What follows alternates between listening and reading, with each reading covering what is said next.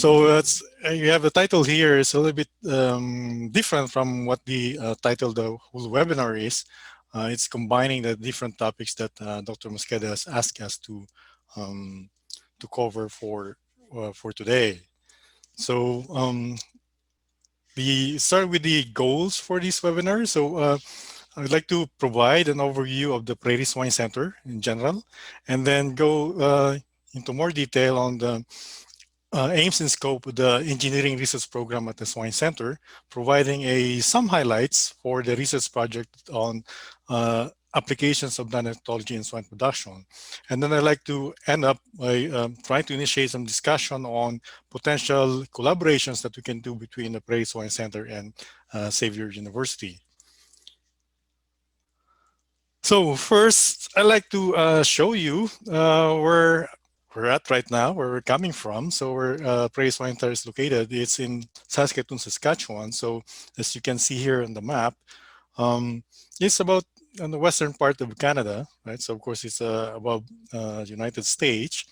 But for those of you who's not really familiar with this geography, if you're from Cagayan de Oro, and if you want to go to come to Saskatoon, it's a short hop of about 12,000 kilometers. Right? So if you have your own plane or your own magic carpet or magic broom that you can hop on, so it's a quick ride and you can go to Saskatoon in after traveling 11,700 kilometers. So just a brief background on the city where we're at. It's a real nice city. It's about 200,000. So this is a view of the city during the summer. So there's lots of activities, especially around the river, or because people like to enjoy their summer. And they also like to enjoy their fall. So this is probably very familiar to Dr. Mosqueda, because this is the engineering building at the University of Saskatchewan, where she did her PhD. So this is a picture during this last fall. But being Canada, it does winter does come to here, so it does we have some snow. In fact, this is actually a picture right now. So this is just we just had a blizzard a couple of days ago, and we still have snow on the ground. And it's not so bad compared to this one, which is about 13 years ago.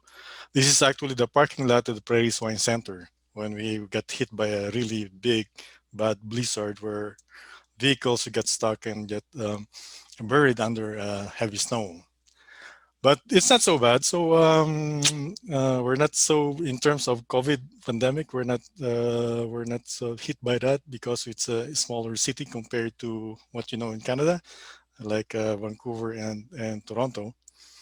So other than that, then I'll just go directly into uh, sharing with you an overview of the Prairie Swine Centre. So it's a nonprofit corporation. So affiliated with University of Saskatchewan, and it was incorporated in 1991. Previously, it was a research facility, or still a research facility for the University of Saskatchewan for the swine research or swine instruction. So if you have animal science, for example, university, this is the farm for the animal science the animal science department that's dealing with the swine. So there's another other farms as well for other species, like for the dairy, for the poultry, things like that. So we have a 300 sow research barn so far to finish.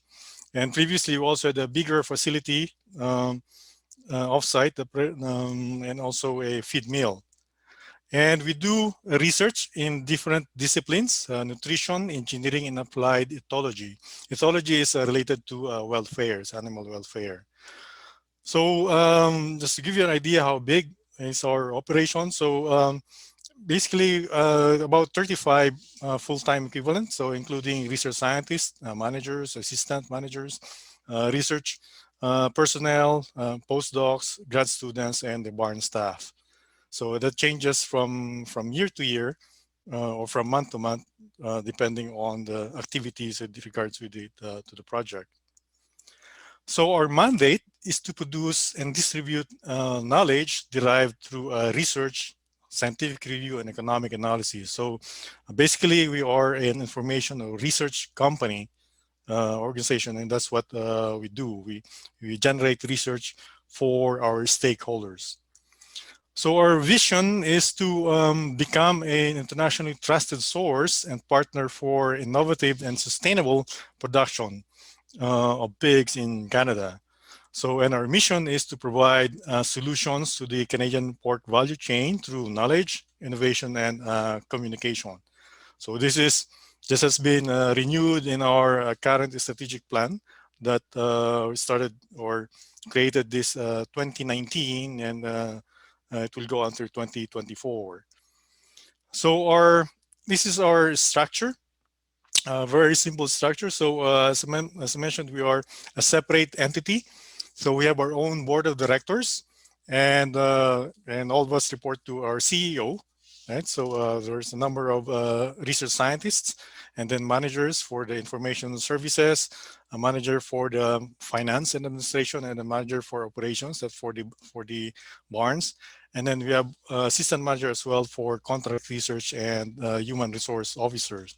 So those positions that are shown in red, that consist our executive management team, which um, manages our day-to-day operation at the swine center. So we report, of course, to the board of directors. In fact, we're going to have our board meeting next week, so we're preparing for that for next week. So what do we do? So we develop practical and new information for the pork industry, basically the pork value chain, to improve profitability, maintain their competitiveness, as well as to address issues regarding their sustainability with respect to animal welfare, health and safety, and then the environment.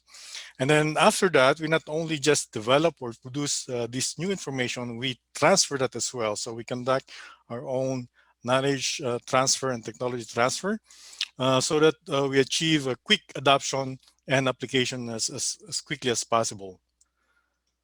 So this is just a quick summary of operations. We have an annual budget about $4 million annually, and we also, because we have a barn and we produce pigs, we sell our animals as well. And then most of them we try to use them as much as possible for our experiments. So we do research. So on the average, we conduct about 33 experiments per year. And then some shown here are just some metrics on how we transfer those information either through our website, through newsletters or annual reports or some other publications. So just give you an idea, this is a total revenues for the swine center. So most of them, of course, is coming from research, and these are coming from externally competition or competitive grants. Right, and then this I mentioned, we sell the animals that we produce, and it comprises about 1/4 of our overall revenues. So breakdown of those research revenues. So as I mentioned, we go out and then compete for these dollars for research so that we can bring them to the swine center and do our work. And most of them comes from the industry, and then from contract research as well, from the federal government and the provincial government as well. So that's a quick overview of the Prairie Swine Centre. And then this is our website. We can find out more information about the Swine Centre. This covers everything from our history, can do a virtual tour as well of the facilities, as well as the funding for our center. Okay. So the website as well, as I mentioned, the details, the different research that we do. As I mentioned, we have different areas. The three areas here are what they call the public research, so the nutrition, ethology, and engineering.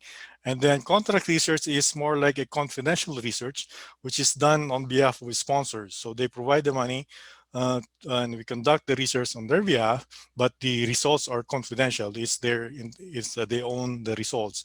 Whereas for these three other disciplines, because we go out and get public money, to conduct this research, then all the results has to be made public. So we publish all those research.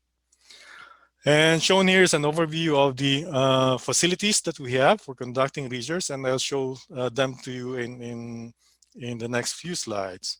So this is our site. This is our facility as well. So we have several buildings that are mostly connected to each other, and this is our office building. Okay. And if you want to find out where we are, we can find us in Google. Right, so just type in that Prairie Swine Centre barn, and then we'll show you where we're located on.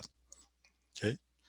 And this is our facilities. So for those of you who haven't been inside a pig barn, this is what a pig barn looks like in Canada. So this is our breeding and gestation area. So this is where the mother pigs are bred, and then where they kept or they housed during pregnancy or during gestation. So this is when they were occupied. Right? So uh, and then the next area is gestation. So this is modified stall and group housing. So the pigs are able to come out uh, when they want. Okay, but if they want, the feeders are inside the stall. So if they want to stay in the stall, they can, but they have the freedom to come out when they feel like to. And this is the farrowing. So this is where the pigs give birth. So this is showing here before they're being used, and this is actually when the room is being used. So this is where the pigs, the sows, the pregnant sows are brought in before they give birth, and then the piglets are uh, also taken care of here when they're newly born. Afterwards, after they're weaned, then they're brought to the nursery. So these are the smaller rooms with these pens, which is our piglets that are brought here. And they kept there for a few weeks until they are considered they're big enough, and then they move to another area in the barn, which is what we call the grow finish area. So they're kept here until they attain market weight. So because ours is a research barn, we have different configurations in our barn. So this is grow finish area where you can see there is smaller pens. You can, depending on the research trial that we're conducting, so we can replicate our trial in these kind of rooms. Okay. So we also have some specialized facilities. This one, the surgical suite. So we're depending on the type of research. In this case, it's just shown here that our vet med people are doing some surgery on the animals. So actually, these are all equipment that are in support of doing surgeries on the animals. And under there, you won't see it. Under the blankets are the actual pigs being operated on. So we add also some other specialized equipment like this metabolism pens. So we can keep pigs here under intensive care and intensive observations. So we can supply feeds as needed while the pigs are in here, and then we collect everything from urine to their feces. So it depends on the demands of the research being done. Okay. We also have this what we call as the environmental chamber. So these are we have two of these identical chambers. This is where we conduct most of our engineering studies when we want to try out pilot scale testing of some new technologies that we'd like to test. In this particular picture, we're testing out a mechanism wherein the animals themselves are able to control the temperature in their airspace. So we provide them with their own switch for the heater, so that if they feel cold, they can come and press this. The pigs do that. They are very smart, and they turn on the heater. This is our heater for the room. So that's they have what they call the off-ramp system for this one. So we try this out first in this small room before doing the subsequent experiment in the main production rooms in the barn. So other than that, as mentioned, after we produce the new information from our research, then we do technology transfers. So we have a number of publications. We have our own technology transfer program. So ranging from online, of course, you can see this all in our website. And also have our printed publications. So we have our newsletter, which is called Centered on Swine, and we publish, of course, every year our annual report, and then a number of different industry fact sheets and a specific publication depending on the topic. And shown here are some examples of those printed publications that we produce. Okay. And they are mainly geared toward focus specifically on specific topics.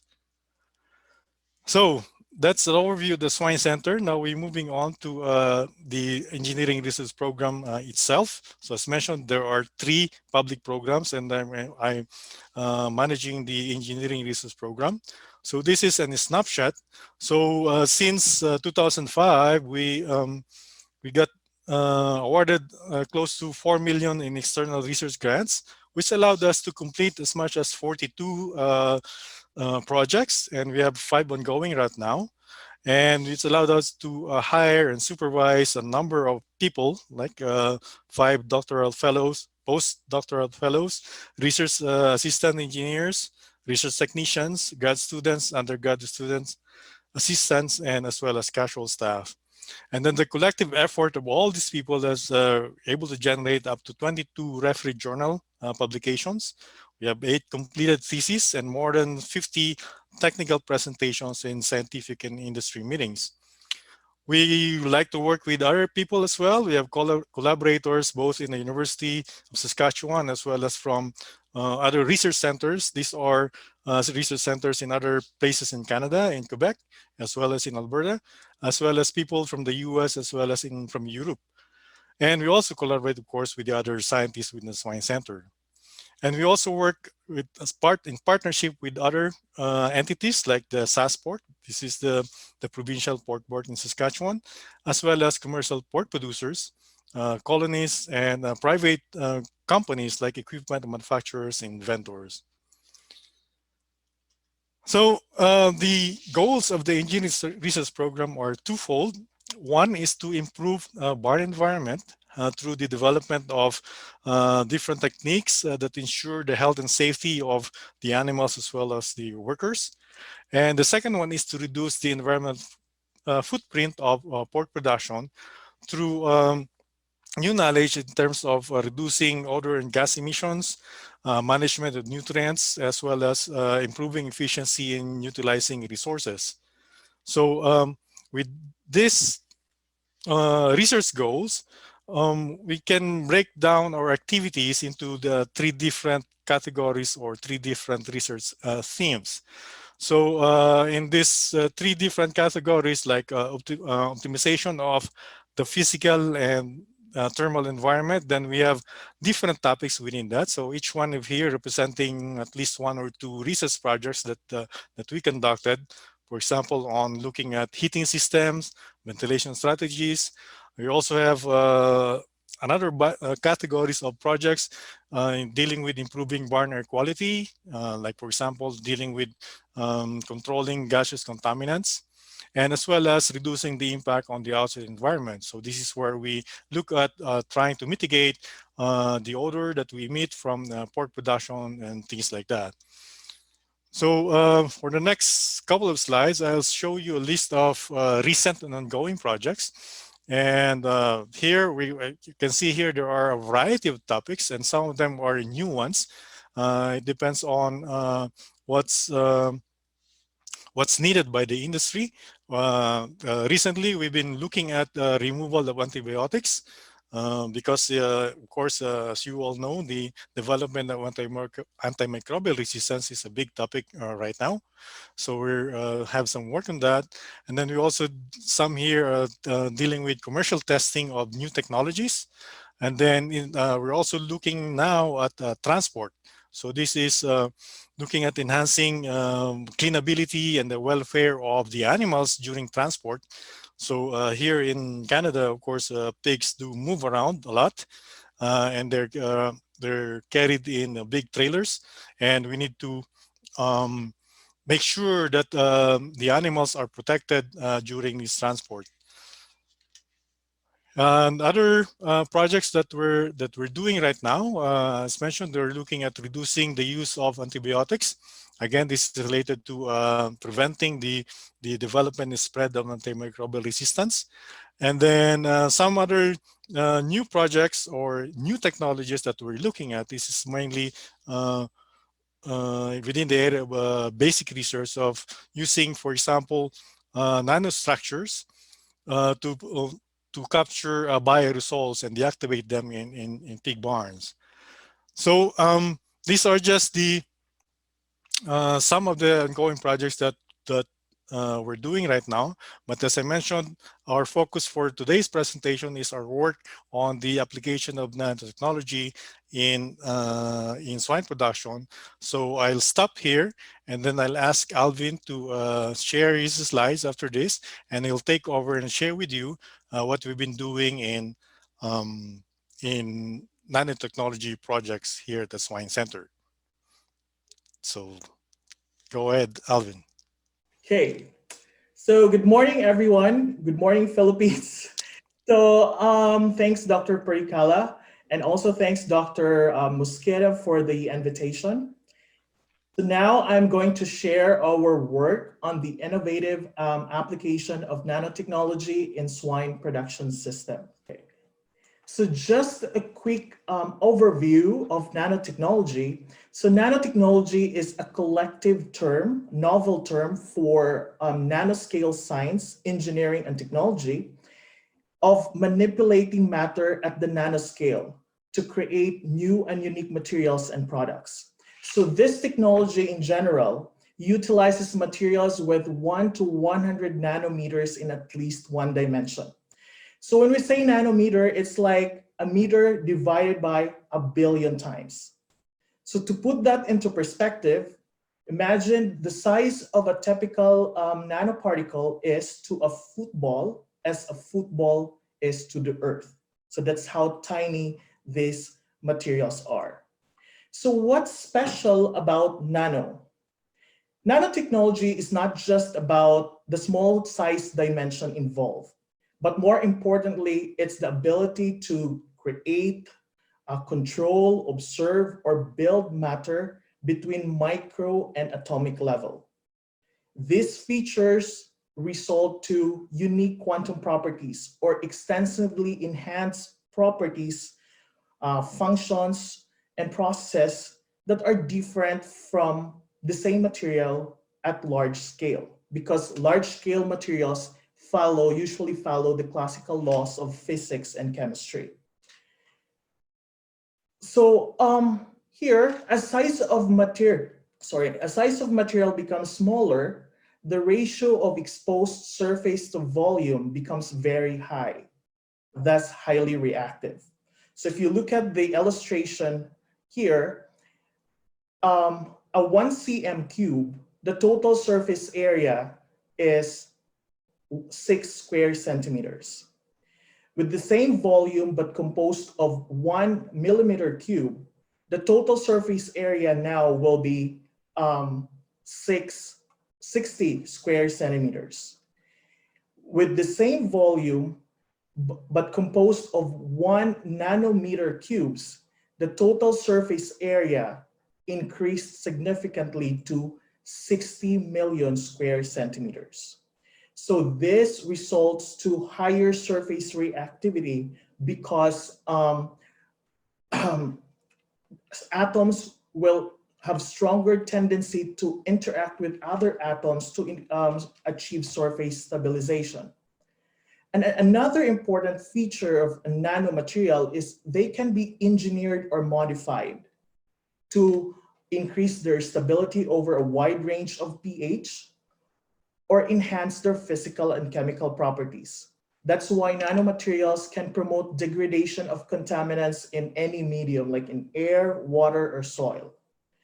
So in agriculture, okay, so that's why with these properties, then we've tried to investigate the applicability of nanoparticles for reducing odor and gas levels in swine barns. So pigs intensive confinement units emit significant amount of air contaminants. And these contaminants usually are hydrogen sulfide or H2S and ammonia or NH3. And these are produced from fresh or deposited animal manure. These gases are highly toxic. For example, H2S, it can reach to dangerous levels of 200 to 1,000 ppm within minutes of agitation or pumping. So to mitigate the potential risk associated with these gases, the government imposed rigorous regulatory standards such as the short-term exposure limit or the 15-minute exposure of 1 ppm for H2S and 35 ppm for ammonia. So, and thus in this project, our specific objectives then were to determine the effectiveness of various types of nanoparticles and deployment techniques and assess the impact of these treatments on gas, odor, greenhouse gases, manure nutrient properties, and pig production performance. So the overall approach of this study was to conduct a comprehensive evaluation of the technology, starting from fundamental laboratory scale test and gradually expanding to room scale evaluation with pigs and their actual production conditions. So this study was conducted in 4 phases. So the first phase was screening of commercially available nanoparticles based on a predetermined assessment criteria like previous similar applications, inherent properties, availability, and cost. And then a lab scale test and room scale test for phase 3. And then the economic feasibility of this particular approach was assessed in phase 4. So we have tested 24 commercially available nanoparticles, like example will be aluminum oxide, silicon dioxide to indium oxide. And out of this 24, revealed that zinc oxide nanoparticles has the greatest potential to reduce gas emissions from manure slurry. So these are sample images from transmission electron microscopy of the nanoparticles that were evaluated in this study. So this is the titanium oxide, the aluminum oxide, calcium, magnesium oxide plus, and zinc oxide nanoparticles. So using the application rate and other operational parameters that were identified in the lab scale test, we then tested the effectiveness of zinc oxide nanoparticles in reducing gas and odor emissions from the manure using 2 deployment methods. First one is mixing the zinc oxide into the slurry or the manure slurry, and the installation of a filter loaded with zinc oxide nanoparticles. So this experiment was conducted in 2 identical and fully instrumented chambers at the Prairie Swine Centre. So if you can see here, this is the penning. So underneath the slotted floor is the manure collection tub. And on this one, this is the ventilation air recirculation system. This is where we installed the filter loaded with nanoparticles. The most important feature of this chamber are the walls. They are covered with stainless steel sheets to prevent emission from these surfaces. So here's a schematic diagram of the filtration setup. The basic principle here, the contaminated gas passed through the filter loaded with nanoparticles. So this is how the filter looks like, and the nanoparticle, the zinc oxide. And then the treated gas was redistributed back to the room airspace. So we've monitored several parameters, manure gases like ammonia, hydrogen sulfide, CO2, CH4, and N2O. We've also monitored concentration, odor concentration and hedonic tone, manure nutrient properties, and pig production performance. So findings from this work are already published in peer-reviewed journals.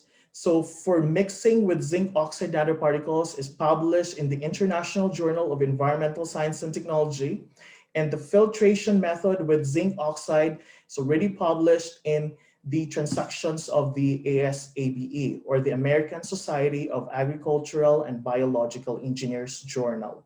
So for more information about the methodology, results, and conclusions about these studies, you may just refer to this publication directly. So in the meantime, I'll just give you a quick overview of major results from this study. So from the room scale test, this is the effect of the treatments on H2S. So this graph here is for mixing, and on the right is for the filtration method.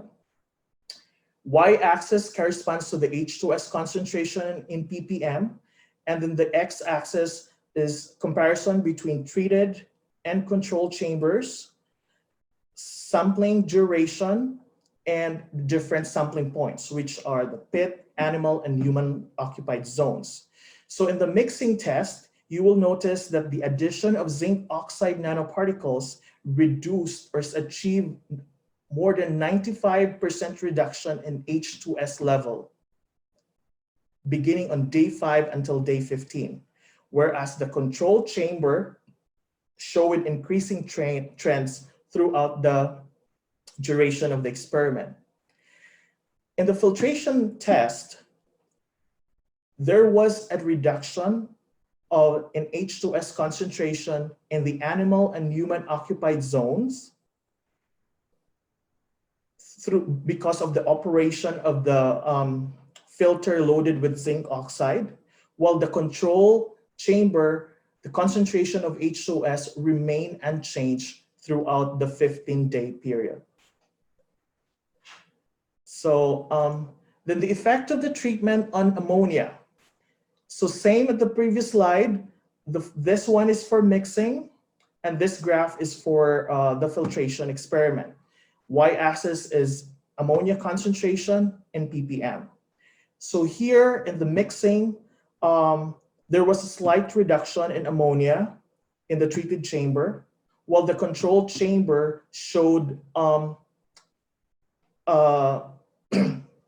similar levels of ammonia levels throughout the 15-day monitoring period.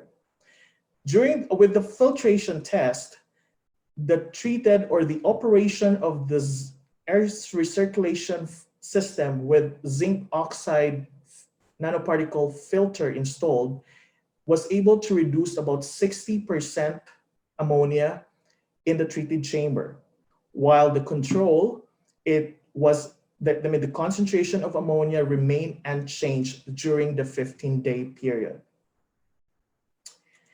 In terms of odor concentration and hedonic tone, hedonic tone is that's the degree of pleasantness or unpleasantness of the odor. So this graph here is for the mixing test, and then the bottom one is the filtration. This axis is for the odor concentration in odor units per cubic meter, and the secondary y-axis is for the hedonic tone. Then the x-axis is basically comparison between the treated and the untreated samples. So for both test, mixing, and filtration, the addition of zinc oxide nanoparticle or the application of zinc oxide nanoparticles was able to reduce odor concentration relative to the control. And it also improved the hedonic tone relative to the control chamber. And then the effect of treatments on pig performance, which was monitored through average daily water usage, manure production, feed intake, and ADG. So the comparison between treated and control for both mixing and filtration methods were not significant. This simply means that the application of zinc oxide nanoparticles through mixing and air filtration methods had no adverse or beneficial impact on pig production performance. So these are the findings of this particular study. There was a significant reduction in H2S, more than 95%, when zinc oxide nanoparticles were added into the slurry. Then more than 60% reduction in ammonia using filter with zinc oxide nanoparticles. Then both methods had no adverse impact on pig performance and manure characteristics. And then the cost analysis revealed that the gas filtration treatment was economically more feasible than mixing zinc oxide nanoparticles in the slurry. So here we also have, in addition to those studies, we've also conducted adsorption studies using nanoparticles, and the results from these experiments are already published in peer-reviewed journal in the Journal of Environmental Chemical Engineering. So if you want to know more about this particular study, feel free to refer to this publication. So another aspect that we also look at using nanotechnology is for pathogen control. Biofilm formation on barn surfaces is a key factor in the propagation of disease-causing microorganisms. Then the conventional sanitation procedures, which involves high power washing and then the application of chemical disinfectant, do not completely prevent the subsequent growth and transmission of microorganisms. And considering that nanoparticles are known for their antimicrobial and biocidal properties, so we've initiated this study with the objectives of investigating the potential application of nanoparticles for controlling the growth of disease-causing microorganisms in swine barns, and at the same time assess the impact on microbial loads on surfaces during sanitation between batches of animals. So a series of laboratory scale experiments were conducted to test the performance or the effectiveness of the different nanoparticles in controlling the growth of disease-causing microorganisms. Here are the representative samples or images from transmission electron microscope of some of the particles. We have the zinc oxide, calcium oxide, and magnesium oxide alongside with their size distribution in nanometers. So with this experiment, we've installed polycarbonate coupons in pig pens to collect representative samples of microorganisms that are commonly encountered in swine barns. And then these microorganisms were cultured, and then the effect of zinc of the different nanoparticles on the growth of these microorganisms were examined.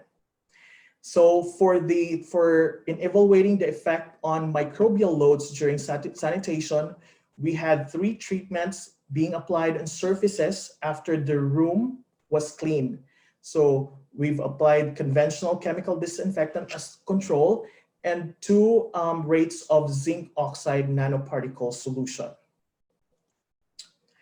So again, the findings from this particular work is already published in the Journal of the Canadian Society for Bioengineering, as well as in the Antimicrobial Agents and Chemotherapy Journal. So if you would like to know more information about this particular work, feel free to browse those journal papers.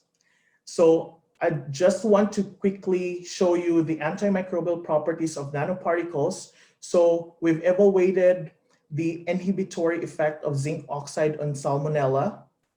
When we say minimum inhibitory concentration, that's the lowest concentration of the antimicrobial agent that could prevent the visible growth of bacteria.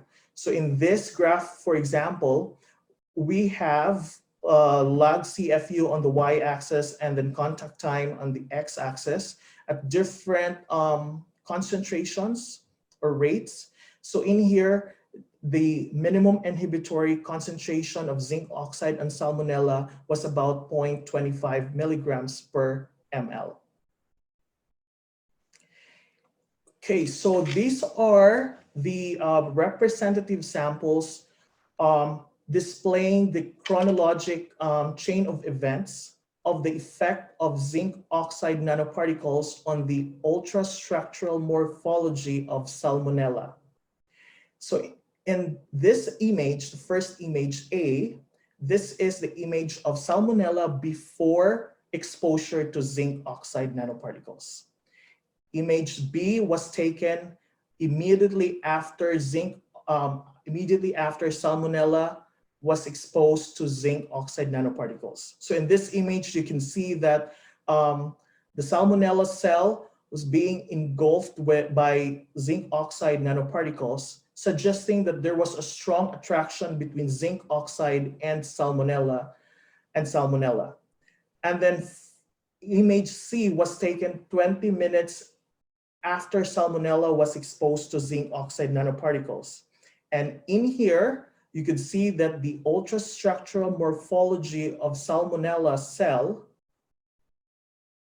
underwent profound changes as the cell membrane starts to detach from the cell wall, and there's already a loss of cellular turgor as indicated by this black arrow. And then the D, it was taken 30 minutes after zinc oxide was applied on salmonella. And if you could see the morphology of salmonella continued to deteriorate, and there's already a profound loss of cellular turgor and formation of large vacuoles within the cell.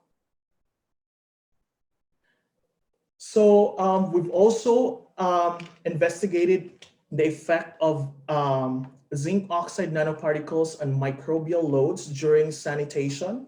So in this graph here, y-axis corresponds to the total bacterial counts in billions of CFU per ml, and x-axis is sampling time from before cleaning all the way to 24 hours after pigs moved into the room. So in here, the disinfectants was applied, and you notice that the control or the total microbial loads or bacterial loads on the surfaces applied with chemical, the conventional or controlled disinfectant started showing an increase, whereas the surfaces applied with zinc oxide nanoparticle solution showed reduction about 95%. In fact, the 10 milligrams per ml zinc oxide nanoparticle solution achieved about 97% reduction relative to its initial CFU levels before high pressure washing. So we've also investigated the use of nanoparticles for PED inactivation. So PED, it's a porcine endemic diarrhea. It's a highly contagious and characterized by severely watery diarrhea that eventually lead to dehydration, and it caused almost 100% mortality in nursery pigs. So in this particular work, we've tested the effectiveness of nanoparticles in deactivating the porcine epidemic diarrhea virus, which is the agent. So this is a highly contagious coronavirus, the PADV. So in here we have two plates. The first plate, the control. So if you could see, this plate were inoculated with PED virus infected swine manure. And the only way to distinguish if there's a PEDV infection is this synctetia, the presence of synctetia, which was observed in the control. So that means it's infected by PED. Whereas the treatment or the plate treated with copper nanoparticles, there was an absence of synctetia, which suggests that there was no infection. The findings then for this particular work, Specific type of nanoparticles such as zinc oxide and copper were found to be effective in controlling the growth of selected pathogens, including the PED virus. Then zinc oxide nanoparticle solution at 10 milligrams per ml concentration can be used as an alternative to chemical disinfectants after washing pig pens. So I'll turn you over back to Dr. Predicala for our ongoing and future work with nanotechnology. Thank you, Alvin. So we're really playing a team here. We're doing tag team even in presentation. So I'll just wrap up our presentation here by going over a few more slides and slides. So this covers what we're doing right now and what we're planning to do in the future. So the first one is ongoing work with regards to the using nanoparticles for antibiotic removal. So we have a student at University of Saskatchewan that I'm co-supervising that are looking in this project. So it's actually we're developing our own nanoparticles. So it's basically derived from activated carbon. But one issue that we encounter there is putting the activated carbon as it is, while it's effective in absorbing the antibiotics, then it's hard to recapture or retrieve that adsorbent. So what the student did is actually magnetize the activated carbon by doping it with nanoparticles, iron nanoparticles, so that now the activated carbon is imparted with magnetic properties. So it's still effective in absorbing the target antibiotics, but then now it can be easily retrieved using magnets because now the activated carbon is magnetized. So that's one area that we're doing right now. The other one that we're in the future, which is actually we're looking at, is to using nanomaterials for disease control. Mycotoxin is a big problem in here in Canada. It probably also a problem somewhere there in the Philippines. It contaminates grains, and then if it's fed to livestock, then it creates problems with productivity of the animals. So here we're trying to use nanomaterials or nanobioremediation techniques and apply it on the raw grain as well as in swine feed and swine ration. So and actually between Prairie Swine Centre and Dr. Mosqueda, we prepared a proposal to look into this, and hopefully um, with all your prayers and all your help, we will get funding for this project so that we can get going on this one. So this will represent a um, first step for us to be able to do something in terms of collaboration and do something between Prairie Swine Centre and Xavier University. Next slide, please. So in the end, I'll just wrap up with some concluding comments. So as you can see, nanotechnology is a rapidly advancing field, and then there are actually commercial products that are now available. So when we started working on this back more than 15 years ago, there's only a very few limited options or limited available nanoparticles that you can work with. So you have to know how to synthesize and then create them before you use them for the applications that you need. Nowadays, you can basically just buy nanoparticles that we want or what we need from commercial suppliers. So and so far we've looked at some of the different applications in the pig production. So in terms of controlling emissions, that's the very first one that we've looked at because it seems to be the most logical way where we can apply it. Then we also branch out into other areas like the looking at applications for antibiotics removal. And then now we're looking as well at using them for disease control. So not only for the actual animal diseases, but also for toxins or contaminants like mycotoxin. But as with any new technology, then there are some issues that have been identified, and you need to be really judicious in its using them so that we can maximize its benefits. So next slide, please.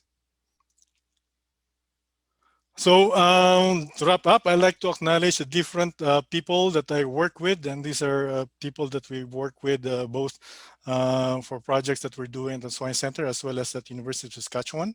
So next. And finally, I'd like to acknowledge also the different funding agencies that provide support to the work that we're doing here at the Swine Center. Thank you very much. And then for your attention, I'd like to open it now for questions and comments. And I also provided my contact information there, just in case you're not able to send in your comments or ask your comments today. Thank you. Thank you so much, Sir Bernard and Sir Alvin. So now we are open for questions. We also have with us through Zoom the Dean of the College of Agriculture, Dr. Mosqueda, of course, and the Chairman of the Agricultural and Biosystems Engineering Department of the College of Agriculture, Sir Alexis Maristasa. I believe Sir Maristasa has some question have a question for our speakers. Hello, good morning, whatever, good evening. um, um, this is for either to Dr. Predicala or Mr. Alvin Alvarado.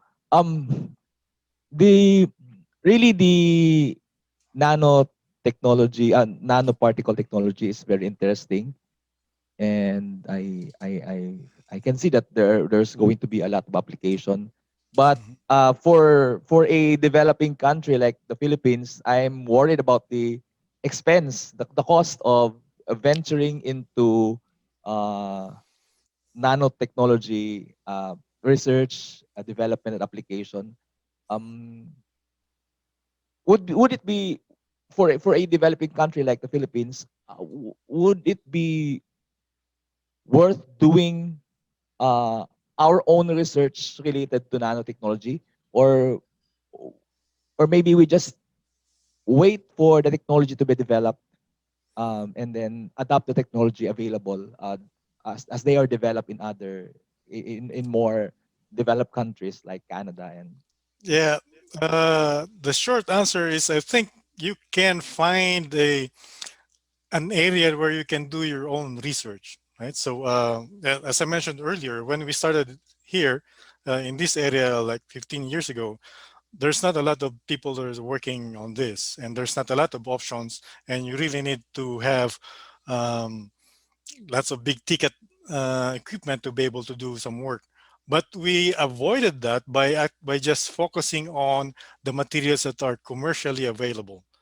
So when we started using those titanium dioxide or zinc oxide, they're available back then, but they're very expensive back then. But since then, they're now much cheaper, and that's already available to you. So it's not only for us. So yeah, you can wait until the people somewhere else are done their work, but there are things that they cannot do for you. You actually have to do them yourself, right? And as I was saying, it's a lot cheaper now to be able to do the things like, for example, applications in your own environment, right? So, for example, here we're testing mycotoxins on wheat and barley. You're probably not very applicable for you. So if you're concerned there is mycotoxins in corn, for example, and your livestock there, then you actually have to do your own work there. yes, sir. Thank you for that answer. I'd like also to thank Dr. Predicala and Alvin. No? Thank you for, agreeing, for giving us your time. My question is more general. I have two questions. The first is considering that research really is not a strength, I say we are still, strengthening our research function here at Xavier.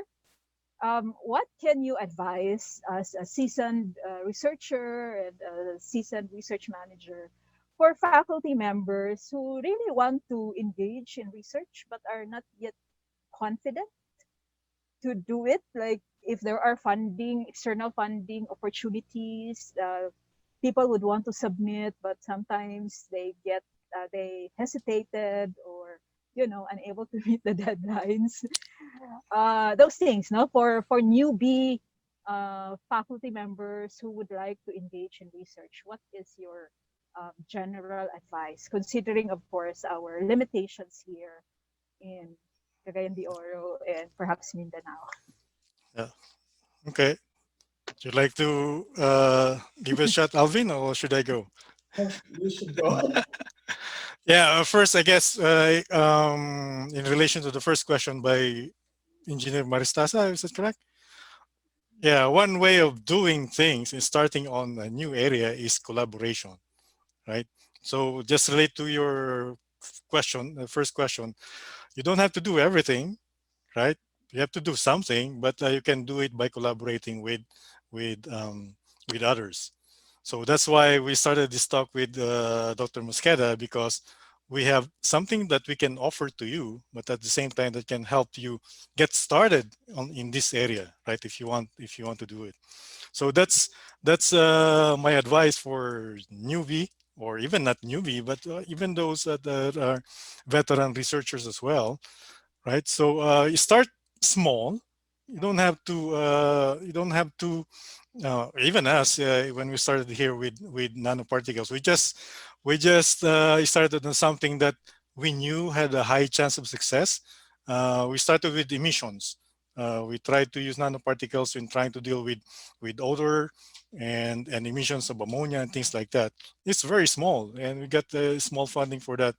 But 10 years, 15 years from now, we're now looking at health applications, at PED, things that we haven't dreamed that we're going to go into 10 years ago, 15 years ago. So, but since we made a track record on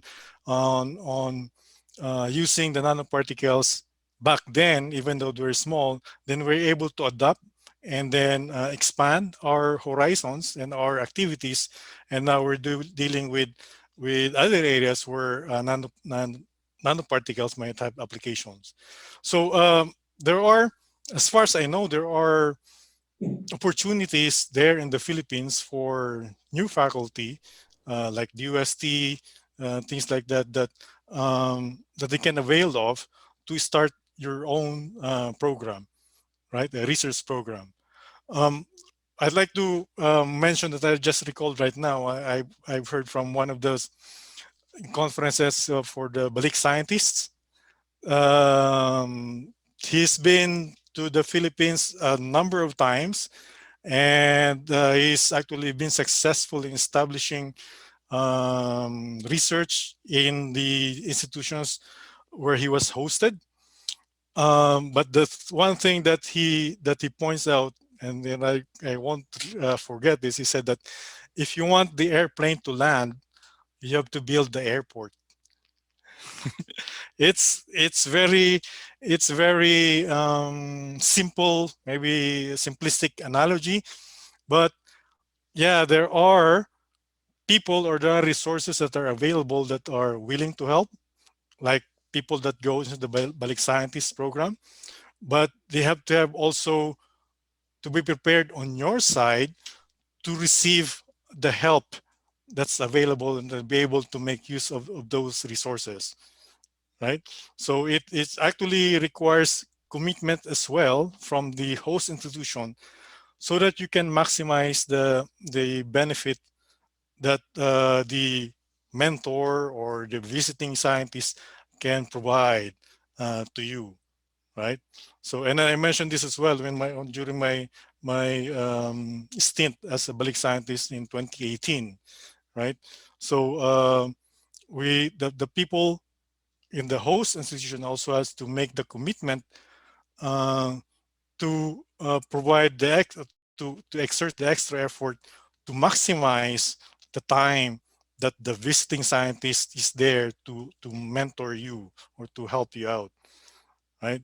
So me, for example, it's my goal, right? It's in my own personal goal to come back there in to the Philippines to do what we've started before, but I've done it once already, so I know I have a better idea of how it can be done in a better way. So it would take a lot of planning, right? And as I mentioned, we need to build the airport so that the airplane can land. So I hope that helps. That Yeah. helps with your question. Thanks very much, Bernardo. Hello. Yeah. I Sir, I have this other question. I was wondering, would you know of any research activities and maybe production activities in the Philippines related to nanotechnology, especially those which are related to agriculture? Yes, there are actually centers in the Philippines, far as I'm aware, that are actually doing work in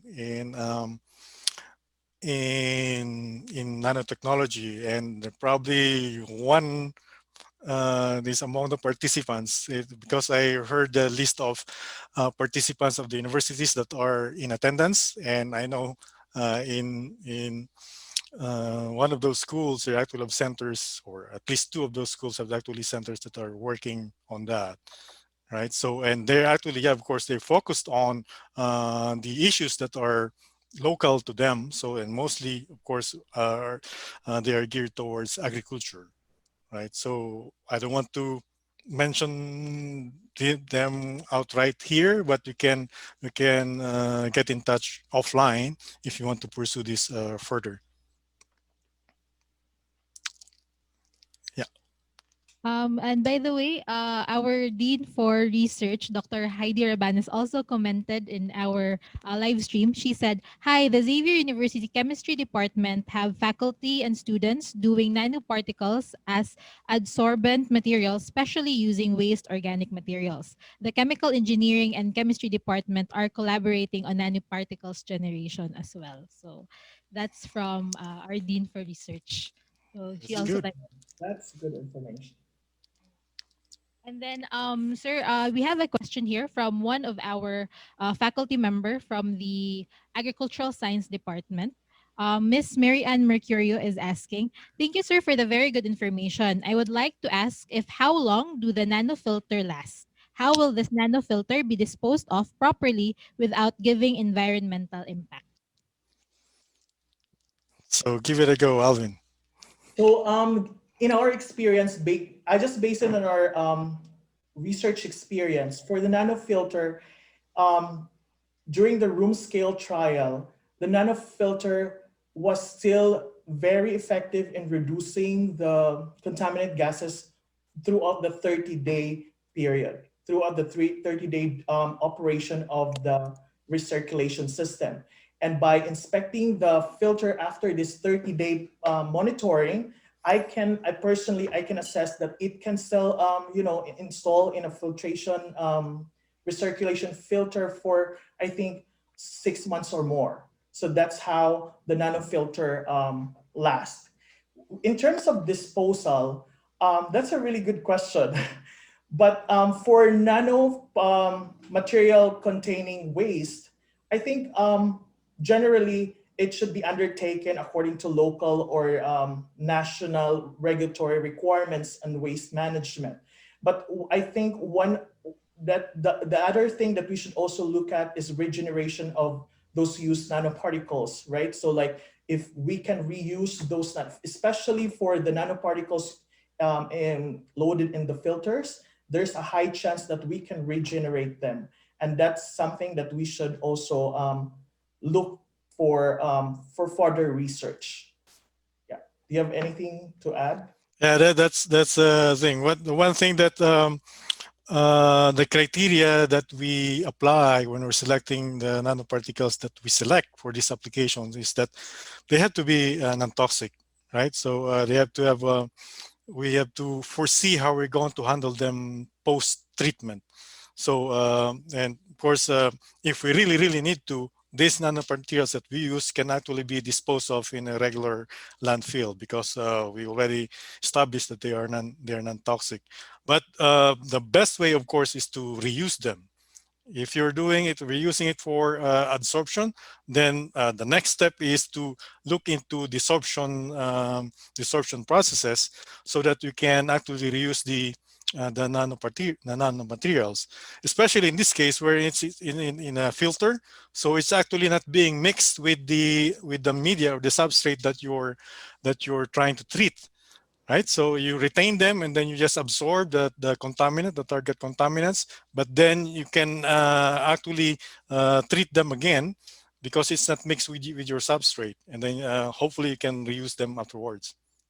Uh, okay, so thank you so much for that. And then we also have comments from our viewers. Sir Ray Cap said, the Center for Nanoscience and Technology for Research and Entrepreneurship of Caraga State University is doing nanoparticles related researches for various applications. So this is for the information of everyone because there are a lot of people asking as well.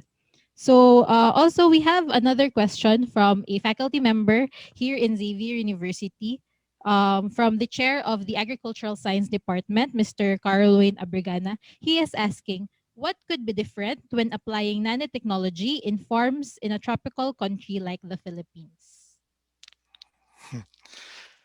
Would probably better because these processes are, of course, they're influenced also by the temperature, right? Actually, here in Canada, because we have very cold winter, then the effectiveness could be limited. But in a pig barn where we use them, of course, the temperature inside the pig barn itself is more or less maintained throughout the year. But in your case, in a tropical country like the Philippines, inside or outside, it's always hot. So that means the chemicals are more reactive. Anything to add, Alvin? Yeah, that's right. So it's actually the experiments that we're doing with nanoparticles are indoor, and it's actually comparable to the Philippines. So I think, or yeah, or I think it. I agree that it's. I think the performance of these nanoparticles would be a lot better in tropical countries like Philippines. Okay. So, thank you so much. And I really hope that in the future we'll have a lot of nanotechnology, or the application of nanotechnology will be really adapted here in our country. So, by the way, Sir Alvin, there are a lot of people who are commenting like Sir Alvin Sinisa Alvarado, proud Alberanos. So you have a lot of fans in our live stream. And then, of course, sir, if you have any closing message for our audience before we end this webinar. Yeah, I think that's it. So it's one thing that I always view is that when we're doing things like this, we also have derive some benefits for us, right? It's not only that we're doing this on your behalf, but there are also some benefits for us. So, as I mentioned, it's good to know that there are other people, there are lots of other centers there that are not only interested, but are actually working in this area. So then let's get together and start working together. We're willing to do that. How about Sir Yeah, Alvin? that's good. Yeah, thanks again for all the attendees in this webinar. And as Dr. Predicala mentioned, I hope this webinar would open doors or opportunities for potential research collaborations with different universities or research centers in the Philippines.